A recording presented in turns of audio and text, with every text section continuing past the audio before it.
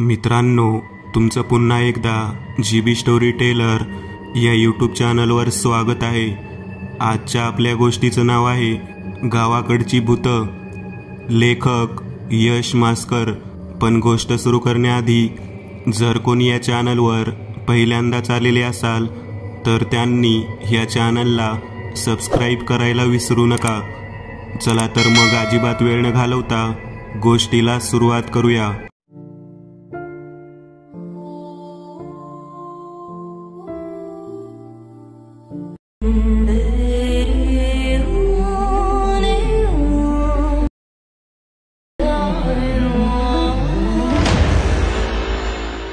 रक्तपिशाच्याचा विळखा।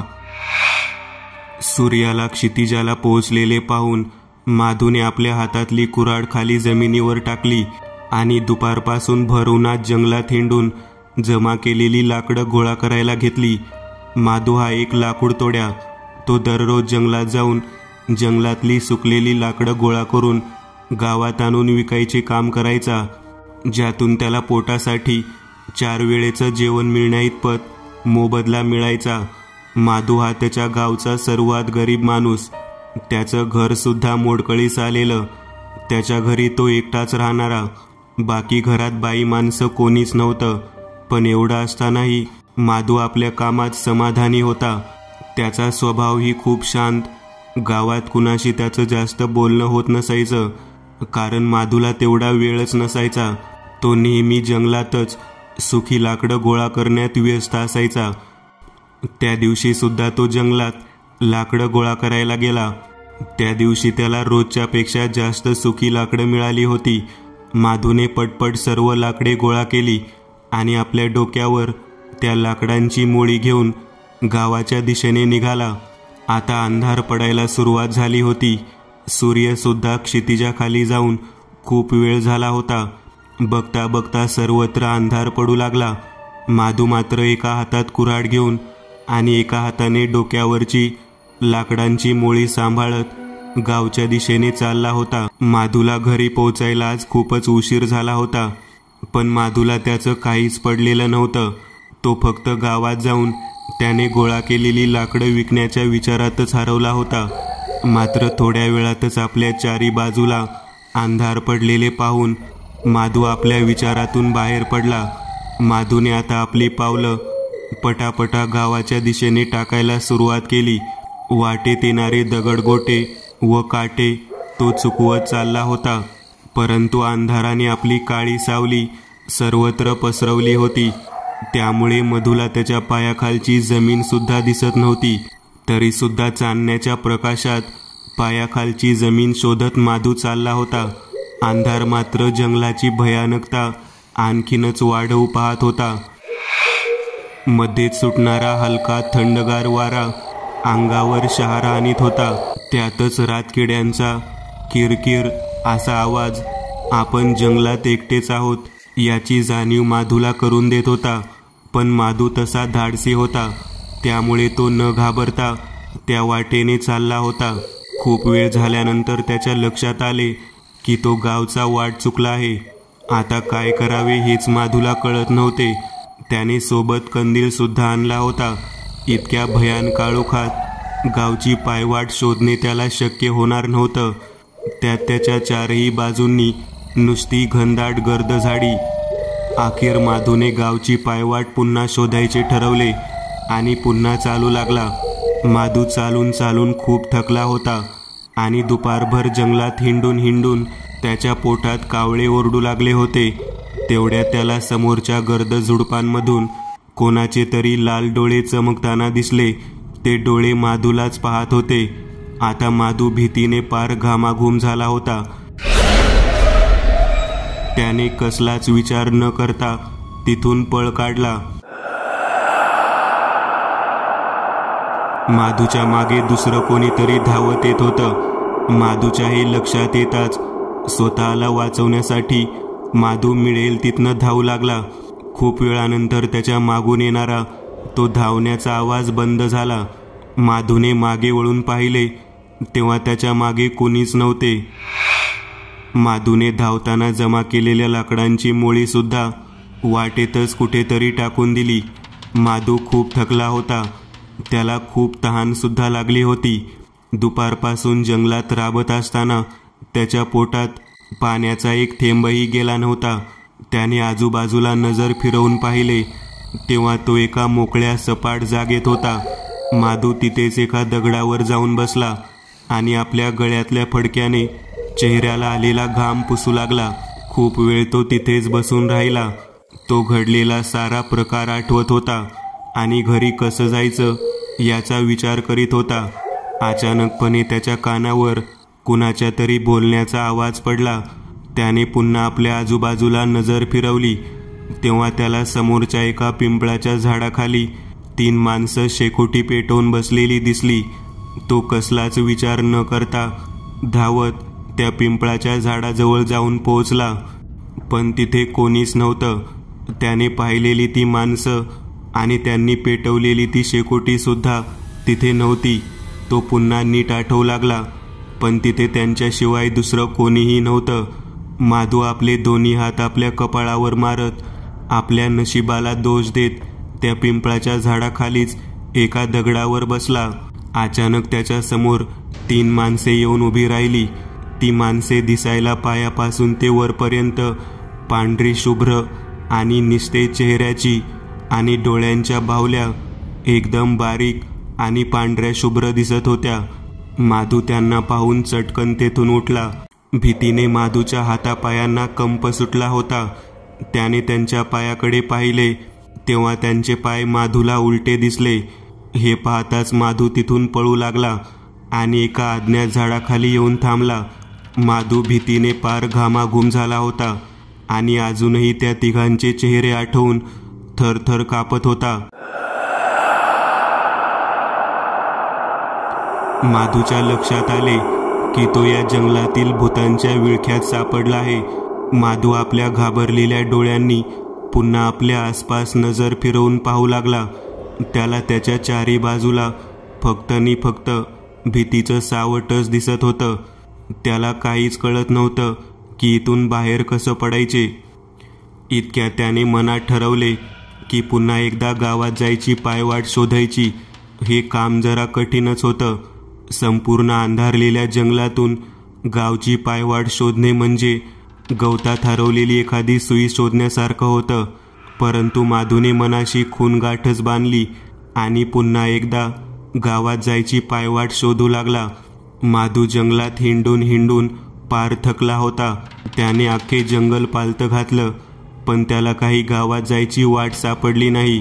तो नेहमी फिरून एकाच ठिकाणी यायचा. त्याला चकवा लागला होता, पण तरी देखील त्याने आपले प्रयत्न चालूच ठेवले आणि अचानकपणे तो एका वडाच्या झाडाखाली येऊन थांबला. कितीतरी उंच वाढलेले ते वडाचे झाड होते आणि कितीतरी जागा त्या वडाच्या मुळांनी घेतली होती. ते वड आजूबाजूच्या झाडांपेक्षा अधिक घनदाट आणि भीतीदायक दिसायला होतं. त्याच्या पारंब्याखाली लोंबकळत त्या वडाची भयानकता आणखीनच वाढवत होत्या. तरीसुद्धा माधू त्या वडाखाली असलेल्या एका उंच दगडावर जाऊन बसला. पण माधू ज्या ठिकाणी बसला होता ते ठिकाण एका रक्तपिशाच्याचं होतं, पण माधूला हे माहीतच नव्हतं. माधू आपल्या मनातील भीतीला शांत करीत त्या वडाच्या फांद्यांकडे एकटक पाहत होता. अचानक माधूला आपल्या मागे कोणीतरी उभे असल्याची जाणीव झाली. माधूच्या मनातील भीती उसळी घेत वर आली. माधूने त्याच घाबरलेल्या स्थितीत मागे वळून पाहिले तसा माधू चटकन त्या दगडावरून उठला. माधूच्या समोर लाल भडक डोळ्यांचा आणि निस्तेज सफेद पांढऱ्या शुभ्र चेहऱ्याचा माणूस उभा होता. तोच रक्तपिशाच होता. त्याला पाहून माधूला कापरं भरलं होतं. त्याचं संपूर्ण शरीर आखडून गेल्यासारखं झालं होतं. त्याला काहीच हालचाल करता येत नव्हती. कोणत्या तरी अनामिक शक्तीमुळे माधूच्या शरीराची हालचाल होत नव्हती. रक्तपिशाच माधूच्या दिशेने आपली पावले टाकू लागला आणि बघता बघता त्याने माधूला आपल्या दोन्ही हातांनी घट्ट पकडून ठेवले. माधूला काहीच करता येत नव्हतं. माधू बिचारा स्वतःला त्याच्या तावडीतून सोडवण्याचा पुरेपूर प्रयत्न करत होता, पण त्याला काहीच करता येत नव्हते. शरीराची हालचालच करता येत नव्हती. त्या रक्तपिशाच्याने आपले तोंड उघडले आणि एका क्षणातच माधूच्या मानेला चावा घेतला. माधू जीवाच्या आकंताने ओरडू लागला, पण त्याला वाचवण्यासाठी तिथे कोणीच नव्हतं. रक्तपिशाचे आपली रक्ताची तहान माधूच्या रक्ताने भागवतच राहिला. संपूर्ण जंगलात माधूची किंचाळी गुंजत होती. संपूर्ण जंगलच त्या भयानकतेचा साक्षीदार बनला. रक्तपिशाच्याने सुद्धा कितीतरी वर्षांनी एका माणसाची शिकार केली होती. त्याने माधूच्या शरीरातील प्रत्येक रक्ताचा थेंब पिऊन संपवून टाकला आणि अखेर माधूने आपले प्राण सोडले. आता त्या रक्तपिशाच्याने माधूच्या शवाचे लचके तोडायला सुरुवात केली. बघता बघता त्या रक्तपिशाच्याने माधूच्या शवाची फार भीषण अवस्था केली होती. त्या रक्तपिशाच्याचं ते भयंकर रक्त पाहून संपूर्ण जंगलच भीतीने गारठून गेलं होतं. त्याने एकदाच मोठ्याने विकट हास्य करून आपल्या भयानकतेची कल्पना पुन्हा एकदा संपूर्ण जंगलाला दिली. त्याच्या धारधार सुळ्यांना मांसाचे तुकडे चिकटलेले होते आणि त्याचं तोंड माधूच्या शवाच्या रक्ताने माखलेले होते. पुन्हा एकदा संपूर्ण जंगल त्या रक्तपिशाच्यांच्या भयानकतेचा साक्षीदार बनला. 4 रात्रींचा थरार. असं म्हणतात की एखाद्या माणसाचा मृत्यू झाल्यानंतर त्या माणसाच्या पाप पुण्यानुसार त्याच्या आत्म्याला 3 मार्ग भेटतात. ते म्हणजे स्वर्गलोक, पितृलोक आणि नरकलोक. त्या व्यक्तीच्या कर्माच्या आधारे हे निश्चित केले जाते की त्या व्यक्तीच्या आत्म्याला कोणत्या मार्गावर पाठवले जाईल. जर त्या व्यक्तीच्या आत्म्याला पितृलोकात पाठवले तर त्या ठिकाणी त्या व्यक्तीला अन्न मिळत नाही. म्हणून एखाद्या माणसाचा मृत्यू झाल्यावर 1 वर्षाने त्याचे श्राद्ध घातले जाते आणि त्या व्यक्तीच्या आत्म्यासाठी श्राद्धाचे जेवण बाहेर वाडीवर ठेवले जाते. पण काही वेळेस अशा व्यक्तीचे श्राद्ध न घातल्यास अशा व्यक्तीचा आत्मा त्याच्या संबंधित कुटुंबाला त्रास देतो आणि त्याचा आत्मा कधीही मुक्त होत नाही. असेच काहीसं आमच्या गावातील एका कुटुंबासोबत घडलं. चला तर मग जाणून घेऊया की नक्की काय घडले त्या कुटुंबासोबत. ही गोष्ट मालवण तालुक्यातील एका छोट्याशा गावातली आहे. त्यावेळेस गावातील सर्व माणसे कामानिमित्ताने बाहेर गावी असायची. त्यामुळे गावात जास्त माणसं दिसायची नाही. आमच्या शेजारच्या राजेश काकांची लग्न झालेली मुले सुद्धा त्यांच्या कामानिमित्ताने बाहेर गावीच राहायला असायची. ते जास्त गावी येत नसत. त्यामुळे त्या घरात एकटे राजेश काकाच राहत होते. राजेश काकांची पत्नी सुद्धा काही वर्षापूर्वीच कार अपघातात मरण पावली होती आणि आता राजेश काकांचं सुद्धा खूप वय झालं होतं. त्यामुळे घरातली अवघड कामे करण्याची त्यांच्यातली ताकद आता संपली होती. एके दिवशी राजेश काका त्यांच्या घराच्या गॅलरीत येऊन आराम करत खुर्चीत शांत बसले होते. अचानक त्यांच्या हृदयात एक मोठी कळ आली. ते मोठ्याने ओरडले आणि तेवढ्यात त्यांचा जीव गेला. गावची सर्व मंडळी राजेश काकांच्या घराजवळ जमा झाली होती. पण हृदयविकाराचा झटका इतका तीव्र होता की त्यातच त्यांचा जीव गेला. गावच्या ज्येष्ठ समीर काकांनी राजेश काकांच्या मोठ्या मुलाला फोन करून गावी त्वरित येण्यास सांगितले. राजेश काकांचा मोठा मुलगा अनिकेत आणि त्याची बायको प्रियंका दोघांनीही संध्याकाळचीच ट्रेन पकडली आणि सकाळी गावी आले. राजेश काकांचा लहान मुलगा भावेश सुद्धा सकाळीच गावी आला होता. ते आल्यावर राजेश काकांवर अंत्यसंस्कार करून झाले आणि 12 दिवसांनी 12वे वगैरे घालून ते पुन्हा बाहेर गावी निघून गेले. राजेश काकांच्या मृत्यूला आता 1 वर्ष पूर्ण होऊन गेले होते. पण अजून त्यांच्या मुलांनी त्यांचे श्राद्ध घातलेलं नव्हतं. राजेश काकांच्या मृत्यूला 1 वर्ष होऊन 3 महिने होऊन गेले होते. राजेश काका गेल्यावर त्यांच्या घराबाहेरची सर्व झाडे सुकून गेली होती. गावच्या लहान मुलांना त्यांच्या घराजवळ जायला सुद्धा भीती वाटायची.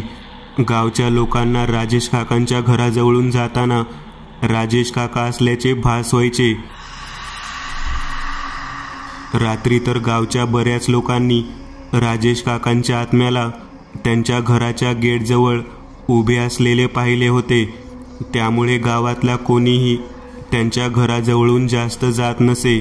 अगदी शेजारचे सुद्धा त्यांच्या घराजवळ जायला घाबरायचे.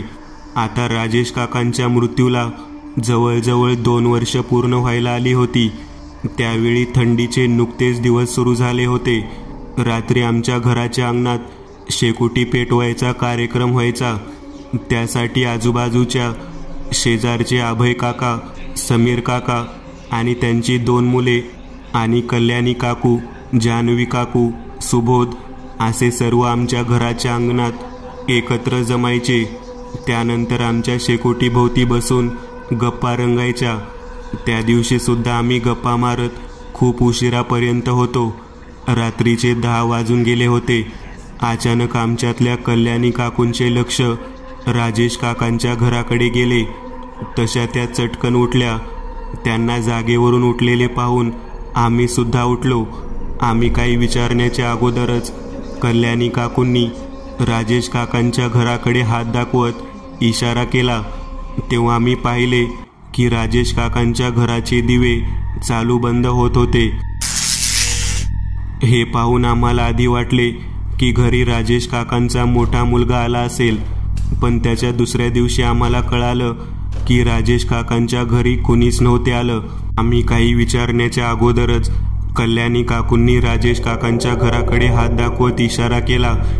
तेव्हा आम्ही पाहिले की राजेश काकांच्या घराचे दिवे चालू बंद होत होते. हे पाहून आम्हाला आधी वाटले की घरी राजेश काकांचा मोठा मुलगा आला असेल, पण त्याच्या दुसऱ्या दिवशी आम्हाला कळालं की राजेश काकांच्या घरी कुणीच नव्हते आले. त्या दिवशी सुद्धा आमचा शेकोटी पेटवायचा कार्यक्रम सुरू होता. आम्ही त्या कालच्याच विषयावर बोलत होतो की इतक्यात राजेश काकांच्या घरातून मोठमोठ्याने किंचाळण्याचे, रडण्याचे आवाज येऊ लागले. ते आवाज फार विचित्र आणि भीतीदायक होते. ते आवाज ऐकून आम्ही त्या रात्री फारच घाबरून गेलो होतो. शेवटी आमच्या शेकोटीचा कार्यक्रम तिथेच थांबवलेला आणि आपापल्या घरी झोपायला गेलो. ते आवाज नक्की कुणाचे होते ते पाहण्यासाठी म्हणून आम्ही दुसऱ्या दिवशी राजेश काकांच्या घरी जायचे ठरवले. समीर काकांकडे राजेश काकांच्या घराची आणखी एक चावी होती. समीर काकांनी दरवाजाला असलेला कुलूप उघडला आणि दरवाजा उघडून आम्ही सर्व आत प्रवेश केला. तेव्हा तिथे कोणीच नव्हतं. घरात सर्वत्र कोळीचे जाळे लागलेलं होतं. आम्ही सर्वच विचारात पडलो होतो. ते आवाज नक्की कुणाचे होते तेच कळत नव्हतं. त्या दिवशी सुद्धा आमचा शेकोटी पेटवायचा कार्यक्रम होता. त्या दिवशी आम्ही गप्पा मारण्याऐवजी काल रात्रीच्या विचारातच गढून गेलो होतो. इतक्या संपूर्ण गावाची लाईट गेली. संपूर्ण गाव अंधारात सापडलेलं होतं. आम्ही सर्व अंगणात पडलेल्या चांदण्याच्या प्रकाशात उभे होतो. राजेश काकांचे घर अंधारामुळे अधिकच भयान दिसत होतं. त्या घराकडे पाहिल्यावर सुद्धा भीतीने अंगावर शहारे येत होते. त्या दिवशी बाहेर गारठाही खूप पडला होता. थंडीमुळे दातांवर आपटू लागले होते.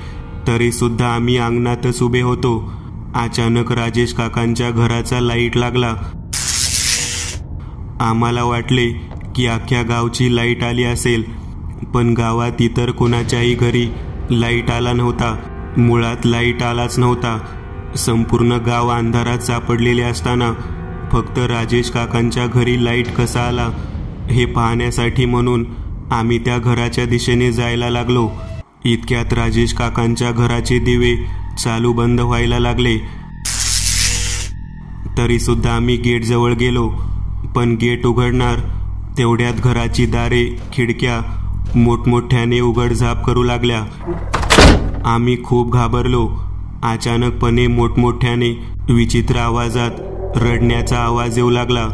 हा संपूर्ण थरार पाहण्यासाठी संपूर्ण गावच राजेश काकांच्या घराजवळ येऊन गोळा झाले होते. संपूर्ण गावकरी लोक सुद्धा या प्रकाराने घाबरून गेले होते. त्या दिवसापासून रोज रात्री राजेश काकांच्या घरातून मोठमोठ्याने विचित्र आवाजात रडण्याचे आवाज यायला सुरुवात झाली. या सर्व प्रकारामुळे रात्र झाल्यावर गावातले लोक घराबाहेर पडायला सुद्धा घाबरू लागले होते. जे लोक रात्री उशिरापर्यंत घरात यायचे त्यांना रोज राजेश काकांचं भूत दिसायचं. एकदा गावातल्या महिपत आजोबांनी या बाबतीत गावच्या ब्राह्मणाला जाऊन भेटण्याचा सल्ला दिला. महिपत आजोबांनी दिलेल्या सल्ल्यानुसार गावचे ज्येष्ठ समीर काका आणि अभय काका दोघेही गावच्या ब्राह्मणाकडे जाऊन त्यांना या सर्व प्रकाराबद्दल सांगितले. तेव्हा गावच्या ब्राह्मणाने त्यांना सांगितले की राजेश काकांच्या आत्म्याला अजूनही शांती मिळालेली नाही. त्यांना शांती तेव्हाच मिळेल जेव्हा त्यांचं श्राद्ध घातले जाईल. यासाठी सर्व गावकऱ्यांनी एकत्र येऊन राजेश काकांचं श्राद्ध घालायचं ठरवलं. त्यासाठी त्यांनी राजेश काकांच्या दोन्ही मुलांना गावात बोलावून घेतले आणि त्यांच्या हातून राजेश काकांचं श्राद्ध घातलं. श्राद्धासाठीच बाहेर वाडीवर ठेवलेले जेवण कावळ्याने खाल्ले. त्या दिवशी राजेश काकांच्या आत्म्याला खरी शांती मिळाली. आम्ही राजेश काकांच्या मुलाला घडलेला सर्व प्रकार सांगितला. त्यांचाही आमच्या बोलण्यावर विश्वास बसत नव्हता. त्या दिवशी राजेश काकांची दोन्ही मुले संध्याकाळीच बाहेर गावी जायला निघाली. त्या दिवशी संपूर्ण गावाला शांत झोप लागली. त्या दिवसापासून राजेश काकांच्या घराची लाईट लागली नाही का कसलेच मोठमोठ्याने विचित्र आवाजात रडण्याचे आवाज आले नाही. स्मशानातली रात्र. आम्ही रात्री 8:30ला रोहनच्या फार्म हाऊसवरून घरी यायला निघालो. थंडीचे दिवस होते, त्यामुळे बाहेर उभी रोहनची स्कॉर्पिओ सुद्धा थंडीने कुडकुडत होती. आम्ही गाडीत बसलो आणि रोहनने त्याची स्कॉर्पिओ भरधाव वेगाने पळवायला सुरुवात केली. रात्रीच्या त्या भयान काळोखात आमची स्कॉर्पिओ एकटीच त्या रस्त्याने जात होती. रस्त्याच्या दोन्ही बाजूला असलेल्या वृक्षांनी भयान रूप धारण केलेलं दिसत होतं. गाडीतलं वातावरण सुद्धा शांत होतं. कसली तरी भीती माझ्या मनात निर्माण झाली होती. रात्रीचे 9 वाजले होते. आमची स्कॉर्पिओ एका अज्ञात रस्त्याने चालली होती. रस्ता खूप खराब होता, त्यामुळे रोहन गाडी खूप सावकाशपणे चालवत होता. अचानकपणे आमची गाडी एका अज्ञात ठिकाणी येऊन थांबली. अरे काय झालं रोहन, गाडी का थांबवली? मी रोहनला विचारले. अरे माहीत नाही रे, अचानक काय झाले तेच कळत नाही, असे म्हणून रोहन गाडीतून बाहेर पडला. त्याच्या पाठोपाठ मी आणि जय सुद्धा गाडीचा दरवाजा उघडून गाडीतून बाहेर आलो. आजूबाजूला नजर फिरवल्यावर लक्षात आलं की आम्ही एका अज्ञात रस्त्यावरती येऊन थांबलो होतो. सर्वत्र स्मशान शांतता पसरली होती. दूरपर्यंत कोणीच दिसत नव्हतं. इतक्यात जयचं लक्ष रस्त्याच्या कडेला असलेल्या एका मोकळ्या माळरानाकडे गेले. तिथे त्याला आग जळताना दिसली. तिथे कोणीतरी शेकोटी पेटवून काही माणसं बसलेली होती. काहीतरी मदत मिळेल म्हणून आम्ही त्यांच्या दिशेने जायचं ठरवलं. पण आम्हाला त्यांची एक गोष्ट चकित करण्यासारखी वाटली. ती म्हणजे उन्हाळ्याच्या महिन्यात कोण शेकोटी पेटवून बसतं. त्यांच्याजवळ पोहोचलो तेव्हा ती सर्व माणसं शेकोटी जवळजवळ अशी बसली होती की त्यांना खूपच थंडी लागत आहे. त्यांना पाहून तरी हेच वाटत होतं. काका, आमची गाडी बंद पडली आहे, तुम्ही आमची काही मदत करू शकता का? येथे आजूबाजूला राहण्यासाठी हॉटेल वगैरे आहे का? राहुल उद्गारला. त्यांच्याकडे आम्ही उत्तराच्या अपेक्षेने पाहत होतो, पण त्यांच्याकडून कोणतेच उत्तर आले नाही. ओ हॅलो काका, आजूबाजूला इथे हॉटेल वगैरे आहे का? जयनी विचारले. त्यावरून त्यांचे प्रत्युत्तर आले. हॉटेल? इथे हॉटेल वगैरे नाही. अशा ठिकाणी तुम्हाला हॉटेल कुठून दिसेल? त्यांचं हे बोलणं ऐकून आम्ही निराश होऊन त्यांच्यासोबतच त्या शेकोटीजवळ बसलो. त्यांनी आम्हाला आमचं नाव गाव विचारण्याऐवजी एक वेगळाच प्रश्न केला. ते म्हणाले, तुम्हाला माहिती आहे का तुम्ही कोणत्या ठिकाणी आलाय ते? नाही. आम्ही कुठे आलोय काका, आणि या गावचे नाव काय आहे? जयने विचारले. यावर ते म्हणाले, हा भूतांचा गाव आहे. इथे तुम्हाला फक्त रात्रीची भूतच फिरताना दिसतील. रात्री अपरात्री कोणी या रस्त्याने जात नाही, काही येत नाही. आम्ही त्यांचं बोलणं ऐकून खूपच घाबरून गेलो. त्यांचा आवाज सुद्धा खूप भीतीदायक होता. ते काका आणि त्यांच्यासोबतची ती माणसे दिसायला सुद्धा खूपच विचित्र होती. आणि सर्वात विचित्र म्हणजे आम्ही जेव्हा गाडीच्या बाहेर उतरलो तेव्हा तर हवेत गारवा नव्हता, पण त्यांच्यासोबत शेकोटीजवळ बसल्यावर आम्हाला सुद्धा थंडी लागायला लागली होती. आम्ही त्या एकाच ठिकाणी बसून बसून डुलक्या द्यायला लागलो होतो आणि बघता बघता आमच्या तिघांचाही डोळा लागला. मला जेव्हा जाग आली तेव्हा ते काका आणि त्यांच्यासोबतची ती माणसे सर्व कुठेतरी गायबच झाले होते. अचानक कोणीतरी मागून माझ्या खांद्यावर हात ठेवला. मी घाबरून मागे पाहिले तेव्हा ते काका माझ्या मागे होते. त्यांना पाहून मी जरा घाबरलोच. ते म्हणाले, चल पोरा. मी निघालो आणि समोरच्या टेकडीच्या दिशेने जाऊ लागले. त्यांच्यासोबत आणखी भरपूर माणसे दिसत होते. ती सर्व माणसे दिसायला खूप विचित्र होती. मी रोहन आणि जयला जागे केले आणि त्यांना ते दृश्य दाखवले. आम्ही तिघांनीही विचार केला की कदाचित त्या टेकडीवर त्यांची घरं असावीत, म्हणून आम्ही सुद्धा त्यांच्या मागून जायचे ठरवले. खूप वेळानंतर आम्ही त्यांच्या मागून त्या टेकडीवर येऊन पोहोचलो. तेथे आम्हाला एक विचित्रच प्रकार घडताना दिसला. ती सर्व माणसे एक एक करून त्या उंच टेकडीवरून खाली उडी मारत होते. त्यातलेच काही जण आमच्या दिशेने आले आणि जयला पकडून त्या टेकडीच्या दिशेने घेऊन जाऊ लागले. आम्ही खूप घाबरलो होतो. आम्ही त्याच घाबरलेल्या अवस्थेत कसंबसं जयला त्यांच्या तावडीतून सोडवले आणि धावत पळत त्यांनी पेटवलेल्या त्या शेकोटीजवळ येऊन पोहोचलो. शेकोटी अजूनही जळत होती. रात्रीचे 3 वाजून गेले होते. आम्हाला झोप अनावर झाली होती, त्यामुळे आम्ही तिथे झोपून गेलो. सकाळी सूर्याच्या ते तेजस्वी किरणांच्या प्रकाशामुळे डोळ्यांवरची सर्व झोप उडून गेली. तेव्हा आमच्या समोर काही अपरिचित चेहरे उभे असलेले दिसले. त्यांच्यातल्या एकाने आम्हाला विचारले, अरे पोरांनो, तुम्ही रातच्याला काय एक एक पॅक मारला होता की काय? आधी कुठं झोपताय ते तरी बघायचं. आम्ही आजूबाजूला नजर फिरवून पाहू लागलो. तेवढ्यात आमच्या समोर असलेला तो माणूस म्हणाला, अरे पोरांनो, तुम्ही स्मशानात आहात. आम्ही स्मशान म्हटल्यावर जरा गांगारूनच गेलो. आमच्या आसपासच्या जागेचं निरीक्षण केल्यावर लक्षात आले की आमच्या बाजूलाच एका जळालेल्या प्रेताचे अवशेष होते. आम्ही काल रात्री ज्या शेकोटीजवळ बसलो होतो ती शेकोटी नव्हतीच, तो जळता प्रेत होता. आम्हाला फक्त भास झाला होता. थोड्या वेळच्या शांततेनंतर आम्ही त्या माणसांना आमच्यासोबत घडलेला सर्व प्रकार समजावून सांगितला. तेव्हा ते म्हणाले, अरे पोरांनो, तुम्ही जी माणसं पाहिलीत ती माणसं नव्हती, ती भूतं होती, भूतं. त्या समोरच्या टेकडीवरून अनेक लोकांनी जीव दिला आहे. काल रात्री तुमच्यासोबत जे होते ते त्यांचे आत्मे होते. तुमचं नशीब चांगलं होतं म्हणून तुम्ही वाचला त्यांच्या तावडीतून. अजून कोणीही माणूस त्यांच्या तावडीतून वाचलेला नाही. त्यांच्याच भीतीने आमच्या गावातला कोणीही रातच्याला या स्मशानात येत नाही. आम्ही त्यांच्या मदतीने आमची गाडी चालू करून घेतली, पण कालच्या त्या थराराने आमच्या तिघांच्याही मनात भीतीने घर केले होते. चकवा. आज घरी सर्व खूप आनंदात होते, कारण कितीतरी वर्षांनी माझा मोठा भाऊ जयदादा शहराकडून आपले डॉक्टरकीचे शिक्षण पूर्ण करून गावी येणार होता. मी सुद्धा आज खूप खुश होतो. आज दादा घरी येणार म्हणून आई आणि आजी दोघी सुद्धा सकाळपासूनच त्याच्या आवडीचे जेवण करण्याच्या तयारीत गुंतल्या होत्या. बाबा आणि काका सुद्धा जयदादा घरी येणार म्हणून त्याच्या स्वागताची तयारी करत होते. एकूणच संपूर्ण कानेटकर परिवार आज आनंदित होता.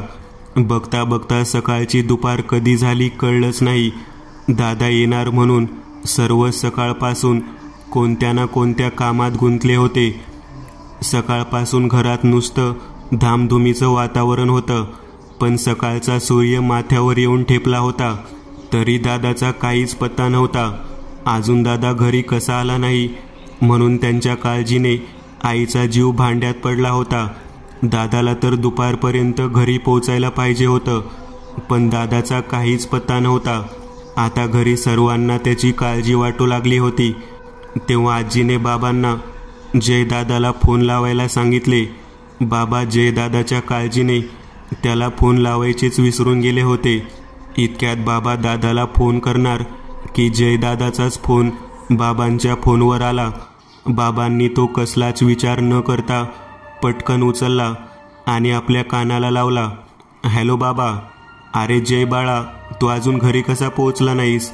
आम्ही सर्व किती काळजी करतोय तुझी. आता कुठे आहेस? आता आहेस कुठे? अहो बाबा, मी ज्या बसने येत होतो ना, ती बसच वाटेत बंद पडली. मग काय करणार, म्हणून उशीर झाला. पण तुम्ही सर्व काळजी नका करू, मी संध्याकाळपर्यंत घरी पोहोचेन. आणि फोन कट झाला. त्याची बस वाटेत बंद पडलीये, त्यामुळे तो संध्याकाळ होईपर्यंत घरी येईल म्हणालाय. जयदादा संध्याकाळ होईपर्यंत घरी पोहोचणार या विचारानेच घरातले सर्व काळजीत पडले. संध्याकाळ होण्याच्या अगोदर जयला घरी आणायला हवं, नाहीतर. एवढे बोलून आजी थांबली. तुम्ही काळजी नका करू, मी आणि दादा जयला संध्याकाळ होण्याच्या अगोदर घरी घेऊन येऊ. काका म्हणाले, आज अमावस्या सुद्धा आहे, त्यामुळे आज लवकर अंधार पडायला लागेल आणि एकदा का अंधार पडला की त्याचा खेळ सुरू होईल. आजी म्हणाली. आजीच्या चेहऱ्यावरील असलेली भीती साफ साफ दिसत होती. जयदादा उशिरा घरी येणार म्हणून घरातले सगळेच त्याची काळजी करत होते, पण सगळ्यांच्या मनातील भीती मात्र खरी होती.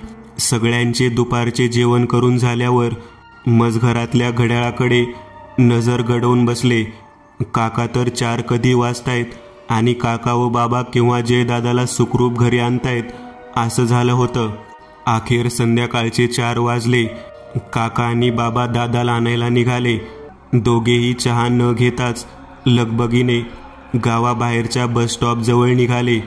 जयदादा ज्या बसने गावी येणार होता, ती बस गावाबाहेरच्या बसस्टॉपजवळ येणार होती. बसस्टॉप गावातून जास्तीत जास्त 2 किलोमीटरच्या अंतरावर होते. बाबा आणि काकांना गावातून चालत बसस्टॉपपर्यंत पोहोचेपर्यंत खूप उशीर होणार होता. संध्याकाळचे 4:30 झाले होते. बाबा आणि काका गावची सीमा ओलांडून जवळजवळ अर्धा किलोमीटरचे अंतर त्यांनी पार केले होते. अजून त्यांना बसस्टॉपजवळ पोहोचेपर्यंत खूप वेळ लागणार होता.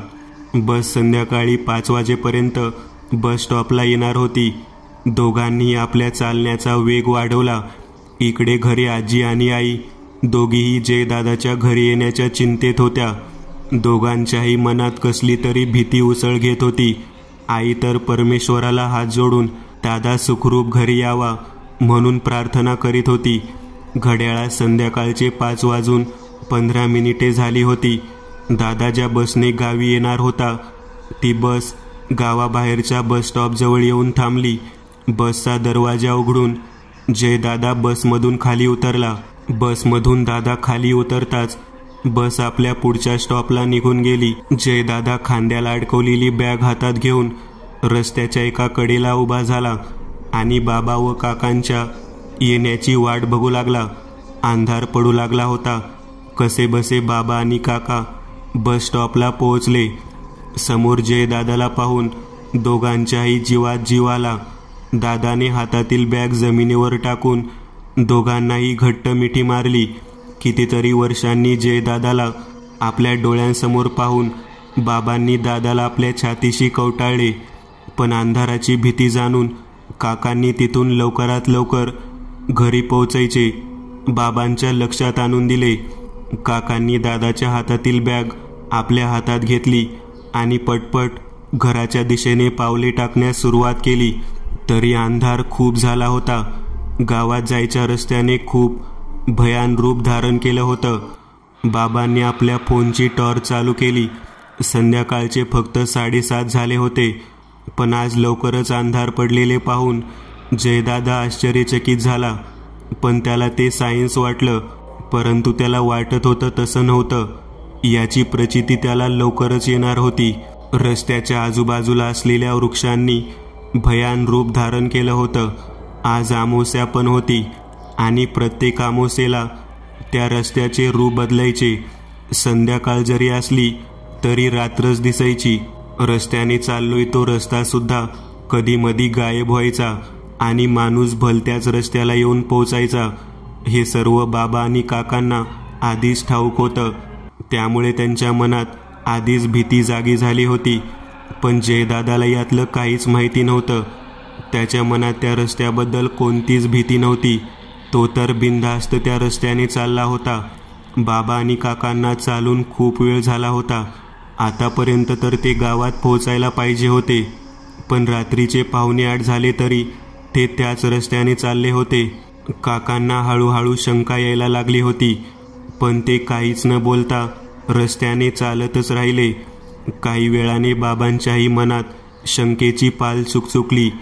जेव्हा ते फिरून फिरून एकाच ठिकाणी येत होते, तेव्हा बाबांनी त्यांच्या मनातील शंका हळूच काकांच्या कानाशी जाऊन सांगितली.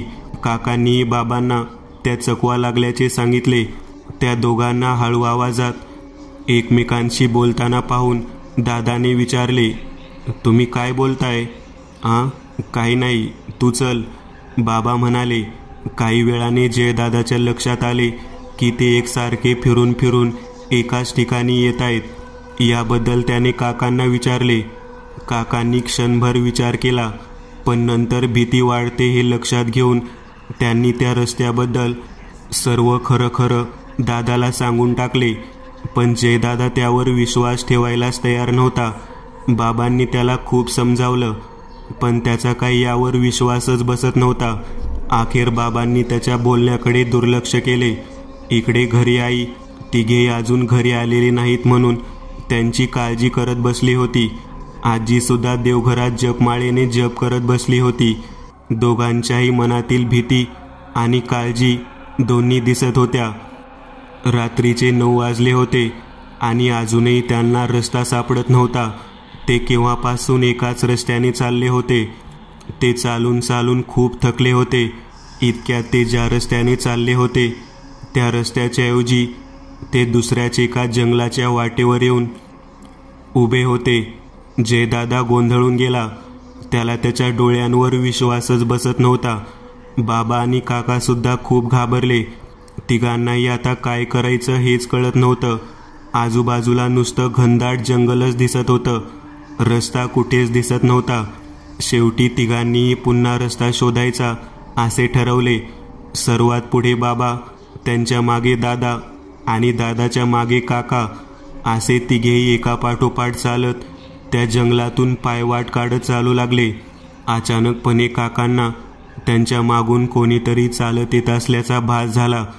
तो भास नव्हताच हे नंतर त्यांना कळलं की खरंच त्यांच्या मागून कोणीतरी चालत येतंय.